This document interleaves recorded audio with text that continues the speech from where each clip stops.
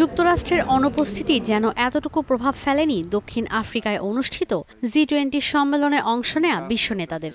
মার্কিন প্রশাসনের সম্মতি ছাড়াই সম্মেলনে এসেছে বৈশ্বিক চ্যালেঞ্জ নিয়ে যৌথ ঘোষণা।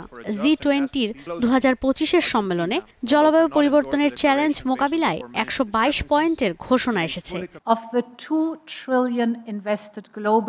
গেল বছর $2 ট্রিলিয়ন বিনিয়োগ হয়েছে নবায়নযোগ্য জ্বালানিতে। আফ্রিকার অংশ মাত্র 2%। অথচ এখানকার 60 কোটি মানুষ পর্যাপ্ত বিদ্যুৎ পায় না, কিন্তু সৌরবিদ্যুৎ উৎপাদনের সক্ষমতা আছে। এই অসমতা দূর করতে হবে। আফ্রিকার জন্য 15,000 কোটি ইউরোর বিনিয়োগ প্রকল্প আছে।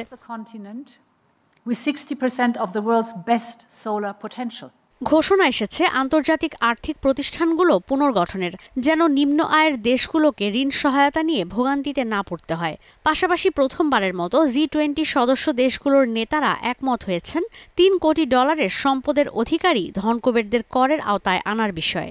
এইসব প্রস্তাবের বিরোধিতা করেছে যুক্তরাষ্ট্র। এদিকে যুক্তরাষ্ট্র এই সম্মেলনে অংশ না নেয়ায় দক্ষিণ আফ্রিকার প্রেসিডেন্ট সিরিল রামাফোসা জানান, কোনোভাবেই 2026 সালের সম্মেলনের সভাপতিত্ব যুক্তরাষ্ট্রের কাছে হস্তান্তর করা হবে না। রোববার শেষ হওয়া এই সম্মেলনে বৈশ্বিক প্রবৃদ্ধির জন্য 5 দফা প্রস্তাবনা দিয়েছেন ব্রিটিশ প্রধানমন্ত্রী কিয়ার স্টারমার। তিনি বলেন, প্রবৃদ্ধি বাড়াতে ঋণ ব্যবস্থাপনা এবং শুল্ক কমানোর বিকল্প নেই। বৈশ্বিক ভারসাম্যহীনতা নিয়ন্ত্রণে আনা খুবই জরুরি, যেমন অতিরিক্ত বাণিজ্য ঘাটতি কিংবা উদ্বৃত্ত। বাণিজ্য ঘাটতির দেশগুলোকে ঋণ নেওয়া কমিয়ে বিনিয়োগ আর পুনর্গঠনে প্রাধান্য দিতে হবে। উদ্বৃত্ত দেশগুলোকে ভর্তুকি কমিয়ে অভ্যন্তরীণ উৎপাদন বাড়াতে হবে।